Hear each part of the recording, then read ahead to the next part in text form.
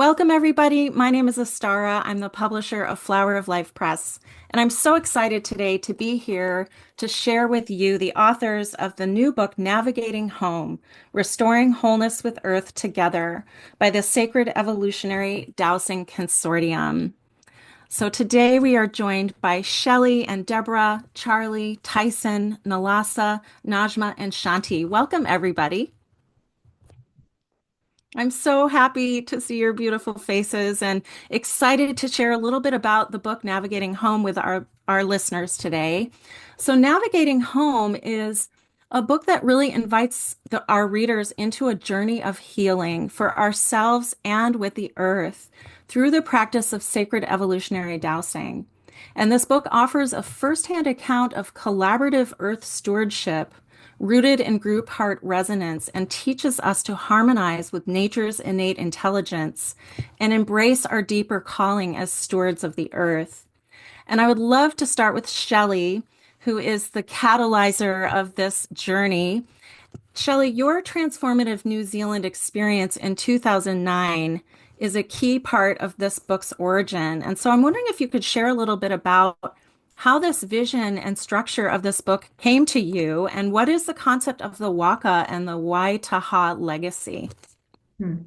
Thank you, Astara. So, hi everyone. I'm the founder of Evolutionary Dowsing and the initiator of the Sacred Evolutionary Dowsing Consortium. Actually, the journey began just a little bit before that in 2011, where I came across a woman named Barbara Marx Hubbard and really began to understand the inner essence of heart resonance and the power of how coming together as a group in heart resonance really shifted the perspective of the group and allowed for something to happen in the experience of what we call the field, the collective container or collective vessel, which will be perfect as we move forward.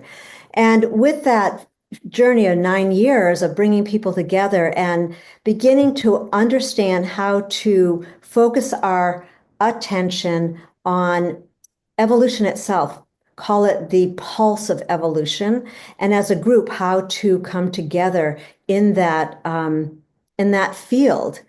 And so, when applied to working in a group that and working with Earth, then something really begins to manifest.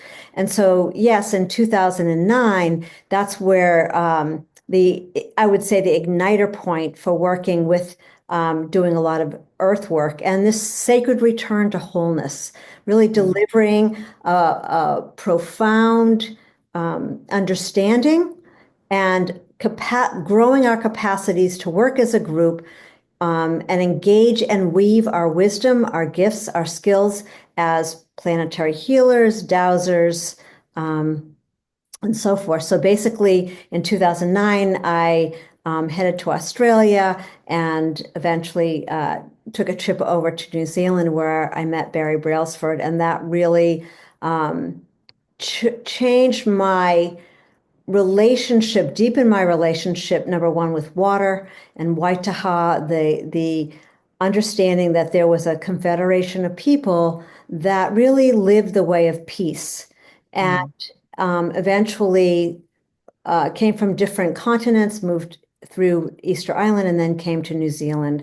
And then in 2015, from all the experience I had had with both heart resonance and the group work, there was like a slight nudge.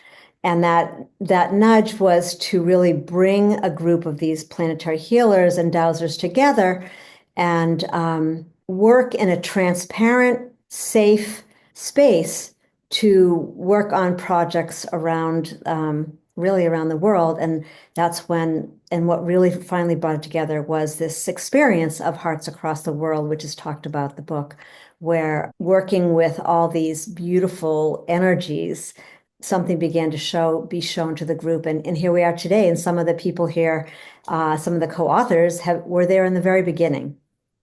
Thank you. Thank you so much, Shelley. So, Nalasa, I wonder if I could ask you a question about a tool that's in the book the three harmonic octaves, and you speak about it as a living map.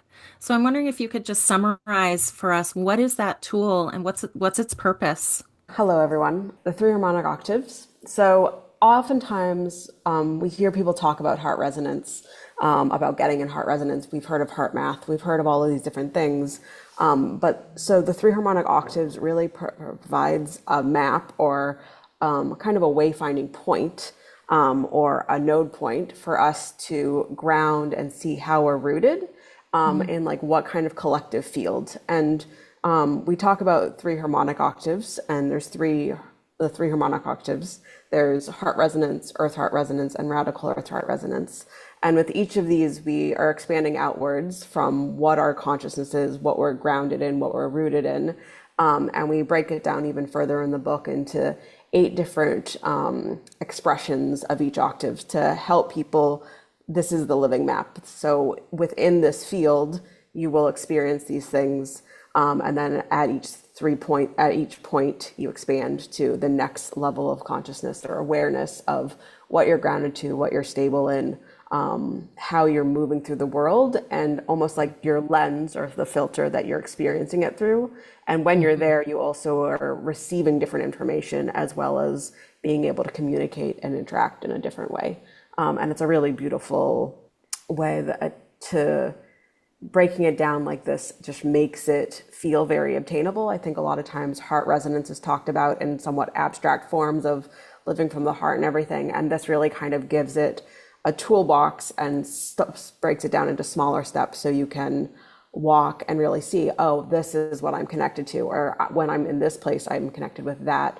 Or when I'm in this type of group field, I can open up to this different type of frequency. And then within the book, you get to see what different types of magic happen at each of those spaces. Oh, thank you so much. Thank you. Beautiful way of describing that living map and how to weave it into your daily experience in heart resonance with other people. Thanks, Melissa. Thanks so much. Deborah, I'm wondering if you could share a little bit about working with the elementals and how that has deepened your relationship with the land and with each other as a consortium. That's a good question. The elementals, the other compassionate helping spirits who do so much with us as we're doing earth spirit healing with the consortium, with the group, just gave us all an opportunity to understand at a greater level than ever before what is meant by co-creative partnership with nature, with the intelligence of nature, with source intelligence. And as we were going through the individual projects, there would be different spirits of the place, different intelligence of nature for each location. And every one of the helping spirits, whether they were nature spirits or dragons or elementals, just all had so much to share, and they shared so generously and shared so effectively. I'd say that was the main thing that really was brought home to me, how much more effective our Earth Spirit Healing Project results were as a result of working with the elementals and other helping spirits. Thank you, Deborah. And Tyson, I wanted to ask you about the power of the 12 around model of sacred geometry, which you speak about in the book. Can you share how, as a group, you utilized this concept of 12 around one? Yes, the 12 around D1 is really the sacred geometry, the underpinning that allows us to come together. So it's like the flower of life. So it's the geometry of the earth, it's the geometry of us collectively coming together. So one way to envision it is 12 chairs in a circle, and that we're all speaking from those 12 chairs into the center of the collective heart. We're becoming into unity consciousness. Mhm. And the beauty of this is, there's 12 around one, there's 12 disciples around Christ, there's King Arthur and the Round Table. So it's a legendary concept that's based on sacred geometry. And the exciting thing about that, as Deborah said, with the seen and unseen forces, if there was not all those chairs filled by humans, then that one of the unseen forces could fill one of those chairs and speak to the truth as well. So yeah. Thank you so much. Thank you. And Charlie, I know you've done a lot of work with crystal skulls, and so I'm curious, how did the work with the crystal skulls affect the Consortium Dowsing and your grid work projects with the. Thank you for asking. Crystal Skulls started years ago when I was studying Reiki to be a Reiki master. And I went to visit a skull. And I thought it was, nonsense. But I went, and the people that I went were sincere about what they were doing. So I went. And when I placed my hands on the skull, I left my body and I was welcomed, and the thing was welcome home. And from that point on, my journey with crystal skulls has brought me a lot of wisdom and a lot of connection to things that I'm not even consciously understanding, but I trust it. And so in the consortium, this is what happens. I have a group of 12 around one skulls here, and that's the format that I live by. And so I've used that in this is part of the 12 around one that we have here in the consortium. And it's not for me, it's just something that's absolutely amazing and has been for thousands of years. It's just how do we open our hearts to work in it? You can't work it in from your brain. And this is what I learned. It has to come from your heart. So this tied all into what we do. It's all about heart, and it's all about listening and bringing ourselves to a place of peace and calm. And if we're not aligned with that, I always suggest people change your place on the circle and look at the center. Look at it's all about the heart, and the heart I consider in the center of all of those crystals.